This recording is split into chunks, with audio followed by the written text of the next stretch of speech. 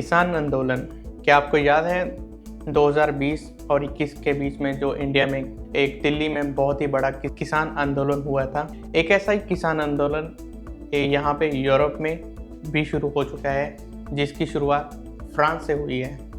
और ये किसान आंदोलन अभी बढ़ के फ्रांस, जर्मनी, पुर्तगाल और अब स्पेन में भी पहुंच चुका है। ये किसान आंदोलन क्यों शुरू हुआ है और इसको शुरू करने का क्या मकसद है, आज इसकी वीडियो में हम इसके बारे में बात करेंगे। आपको पता है कि फ्रांस में भी एक किसान आंदोलन शुरू हो चुका है, जो कि लगभग आज से 10 दिन पहले शुरू हुआ है। और इस किसान आंदोलन का मकसद ये है कि फ्रांस की गवर्नमेंट ने जो कि प्रोडक्ट्स हैं, जैसे कि सब्जी वगैरह हो गई, जहाँ फिर ओलिव यहाँ पे होता है, और वाइन्स वगैरह होती हैं, बहुत सारी चीज़ें हैं जो कि किसान जहाँ पर बनाता है। तो अभी उन्होंने जो कि ये चीज़ें हैं उनसे ना लेकर बाहर से एक्सपोर्ट करनी शुरू कर दी, और जितनी भी किसानों की सब्सिडी थी वो उन्होंने कम कर दिया। और जो कि अब हर एक चीज़ के प्राइस यहाँ पे मतलब बढ़ते जा रहे हैं, कम होने के बजाय बढ़ते ही जा रहे हैं, और किसानों की मुश्किलें और ज़्यादा बढ़ रही हैं, जिससे किसान अपनी वो खेती नहीं कर पा रहे हैं। उनको जितने भी प्रोडक्ट्स हैं वो महंगे पड़ रहे हैं। तो अगर उनकी प्रोडक्शन महंगी होगी तो फिर वो प्रोडक्ट्स आगे महंगे ही सेल करेंगे। तो इस रोष में उन्होंने अपना किसान आंदोलन शुरू किया है। और क्या किया उन्होंने, यहाँ की जो जितने भी गवर्नमेंट्स ऑफिस हैं, जहाँ फिर मैकडोनल्ड हो गया, जहाँ बर्गर किंग हो गया, और कई ऐसी जो प्रॉपर्टीज़ हैं जो टूरिस्ट प्लेस हैं, वहाँ पर उन्होंने जो कि गोबर है उठाया और वहाँ सभी जगह फैला दिया। जितने भी होटल्स हैं और कुछ जो उन्होंने अपना रोष प्रदर्शन करने के लिए उन्होंने ऐसा तरीका अपनाया। अभी क्या हो रहा है, अभी मतलब वहाँ ये वाला प्रोटेस्ट फ्रांस से शुरू होकर जर्मनी चला गया, जर्मनी से होकर पुर्तगाल में आ गया, पुर्तगाल से अभी यहाँ पर 6 तारीख यानी कि 6 फरवरी को ये प्रोटेस्ट यहाँ पर भी शुरू होने वाला है। तो यहाँ के जो किसान हैं उन्होंने तो बोल दिया है कि हम लोग हड़ताल करेंगे 6 तारीख को। तो जितने भी मतलब कि ट्रांसपोर्ट होगी, जो सामान लेकर जाते हैं या फिर वो प्रोडक्ट्स जो भी बनाते हैं, वो सभी उस दिन नहीं बनेंगे और ना ही लेकर जाएंगे। इनका मकसद यही है, क्योंकि इन दिनों में हालात ऐसे बने हुए हैं कि फ्रांस का और स्पेन का जो बॉर्डर है, वहाँ पर जितने भी फ्रांस के लोग हैं या फिर फ्रांस के जो फार्मर्स हैं, तो उन्होंने क्या किया है, उन्होंने ये वहाँ पर बॉर्डर है वो क्लोज कर दिया है। वहाँ पर उन्होंने अपने भर के ट्रैक्टर वहाँ पे लगा दिए हैं। जितने भी बड़े बड़े ट्रक यहाँ से और जहाँ फिर दूसरी कंट्री से इंपोर्ट होकर सामान फ्रांस जाना था, वो उस पर सभी पर रोक लगा दी है। क्या कर रहे हैं, जितना भी वो सामान आ रहा है जहाँ पर फ्रांस के बॉर्डर पे अगर क्रॉस भी कर गया है, जहाँ फिर वहाँ पर पड़ा हुआ है, वो उन ट्रक्स को ओपन कर रहे हैं। ओपन करके जितना भी उसके अंदर सामान है, चाहे वो टमाटर हो, चाहे वो वाइन हो, चाहे वो कुछ और भी प्रोडक्ट लगा लें, ओलिव हो, चाहे जो मर्जी प्रोडक्ट्स हों, वो उनको वहाँ पे डिस्ट्रॉय कर रहे हैं। कि उन्होंने बोला है कि हम दूसरे देश का या फिर दूसरी और कंट्री से आया हुआ इंपोर्ट किया हुआ सामान हम अपनी कंट्री में एंटर नहीं होने देंगे। तो अभी मतलब हालात ऐसे बन गए हैं कि कई जगह सामानों की काफ़ी शॉर्टेज हो रही है, सब्जी मिल नहीं रही है। जहाँ फिर जो सामान अभी इंपोर्ट होना था फ्रांस के अंदर, वो बिल्कुल क्लोज कर दिया गया है, बॉर्डर क्लोज्ड है उसके लिए। कि किसानों ने, क्योंकि जगह जगह पर उन्होंने जो भी ट्रैक्टर हैं या फिर उनकी जो भी गाड़ियाँ, जो उनके व्हीकल हैं, जो उनके ट्रक्स वगैरह हैं, सब कुछ उन्होंने वहाँ पर लगा दिया है। आप अगर ये चीज़ मतलब नेट पर भी सर्च करोगे तो आपको बहुत सारी वीडियोस मिल जाएंगी, जहाँ पर ये दिखाया गया है अभी वो कैसे प्रोटेस्ट कर रहे हैं, वो कैसे मतलब अपना रोष जो है वो जाहिर कर रहे हैं। वे गवर्नमेंट की तरफ से भी सब्सिडी दें ताकि वो अपनी प्रोडक्शन दोबारा से चालू कर पाएँ, क्योंकि उन्होंने बोला है कि हमें कम से कम मिनिमम सैलरी जो जीने के लिए उनको कम से कम नॉर्मल सैलरी 2000 यूरो एक पर्सन की होती है, वैसे ही उनको मिले, ताकि वो भी अपनी जो लाइफ है वो अच्छे से जी पाएँ। क्योंकि महंगाई इतनी बढ़ गई है, डीजल के प्राइस जहाँ पे अब हो गए हैं अगर हम लोग मार्केट में सामान लेने जाएंगे तो उनके प्राइस कम से कम 3-4 गुना इतने हाई हो गए हैं, तो कि एक नॉर्मल इंसान को यहाँ पर अभी सर्वाइव करना बहुत ही मुश्किल हो गया है।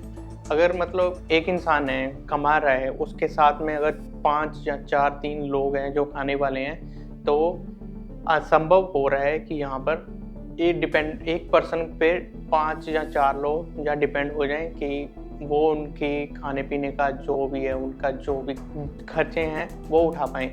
ये सभी चीज़ें बहुत ही अभी यूरोप में मुश्किल हो रही हैं, क्योंकि हर दिन महंगाई बढ़ती जा रही है। क्यों बढ़ती जा रही है महंगाई? एक तो हर जगह युद्ध चल रहा है। यूक्रेन का जो शुरू हुआ, उसके बाद इज़राइल का शुरू हो गया, अभी यहाँ पे यमन में चले जाएँ, वहाँ पर वॉर शुरू हो चुकी है। हर जगह वॉर चल रही है। अभी इन वॉर के बीच में चलते-चलते अभी ये एक नई मुसीबत आ गई है।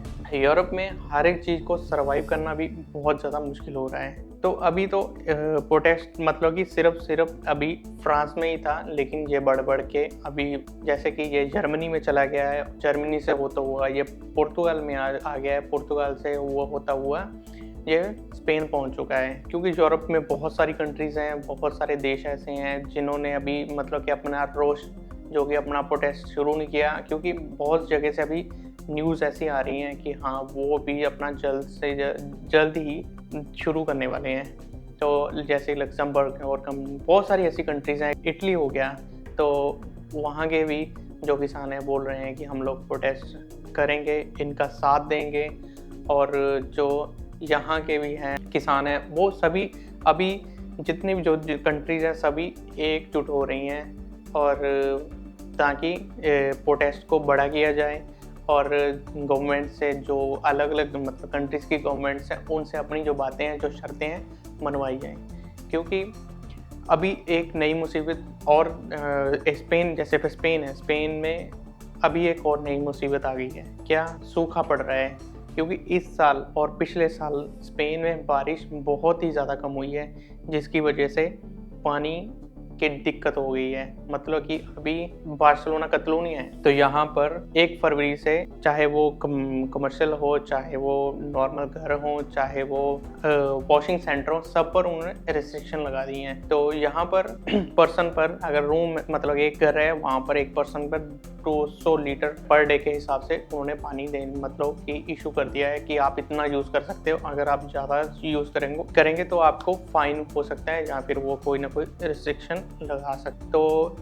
तो किसान तो यही मांग कर रहे हैं कि अब उनको हर जगह पर सब्सिडी दी जाए, और जो कि अभी सूखा पड़ रहा है, जो भी जितनी रिस्ट्रिक्शन लगी हैं, क्योंकि अगर रिस्ट्रिक्शन यहाँ पे लगी है तो ये चीज़ उन पर भी लागू हुई है। तो इसीलिए अगर किसान नहीं होगा, वो अपनी खेती नहीं करेंगे, तो फूड वे कैसे उगाएंगे? क्योंकि दिन बर दिन यहाँ के किसानों की मुश्किलें बढ़ती जा रही हैं। और क्या हो रहा है कि जो यहाँ के जो जितने किसान हैं उन पर इन ज़्यादा से ज़्यादा मतलब कि सख्ताइयाँ की जा रही हैं कि अगर उन्होंने मतलब कि एप्पल की खेती की है, तो उसका साइज़ बड़ा होना चाहिए, उसकी क्वालिटी होनी चाहिए, वो लाल दिखना चाहिए। तो उसकी इंस्पेक्शन मतलब उसकी हर एक चीज़ की वो जांच करते हैं। लेकिन वही प्रोडक्ट जब दूसरी कंट्री से बाहर से, यूरोप की बाहर से कंट्री जैसे मोरक्को हो गया, ऐसी कंट्री जहाँ पे यूक्रेन हो गया, वो कंट्री से अगर इंपोर्ट करवाते हैं, वहाँ से सामान लेकर आते हैं, तो ये इतनी ज़्यादा जांच पड़ताल कुछ भी नहीं होती है। तो वो जैसे यूक्रेन है, वहाँ से जो सामान आ रहा है वो बोल के कि हम उनकी हेल्प कर रहे हैं कि वहाँ से गेहूँ हो गया, सब्जियाँ वगैरह हो गई, और काफ़ी प्रोडक्ट्स है वहाँ से इंपोर्ट कर रहे हैं बिना किसी शर्त के कि उनकी हेल्प की जाए। तो लेकिन उनकी हेल्प करते करते ये अपनी कंट्रीज़ के किसानों हैं उनको दबा रहे हैं, उनके ऊपर ज़्यादा रिस्ट्रिक्शन लग रही हैं। तो इस वजह से ये वाला किसान आंदोलन यहाँ पे शुरू हो रखा है। अभी देखते हैं आगे भी क्या होता है, क्या नहीं होता है, कैसे ये वाला किसान आंदोलन ख़त्म होगा, और गवर्नमेंट्स हैं जो यूरोपियन यूनियन है या फिर अब अलग अलग कंट्रीज़ की, स्पेन, फ्रांस, जो जितनी कंट्रीज हैं उनकी गवर्नमेंट्स आगे क्या क्या स्टेप उठाती है और क्या उनके लिए बेनिफिट्स आते हैं या नहीं आते हैं, जो भी है फिर जितना भी होगी इन्फॉर्मेशन आपको आगे अपनी आने वाली वीडियोस में आपके साथ शेयर करेंगे। अगर आपको ये वाली वीडियो आपको अच्छी लगी है तो आप वीडियो को लाइक करें, कमेंट्स करें और आगे शेयर करें। और अगर आप किसानों के साथ हो तो आप जय जवान जय किसान, नो फार्मर नो फूड लिखना ना भूलें।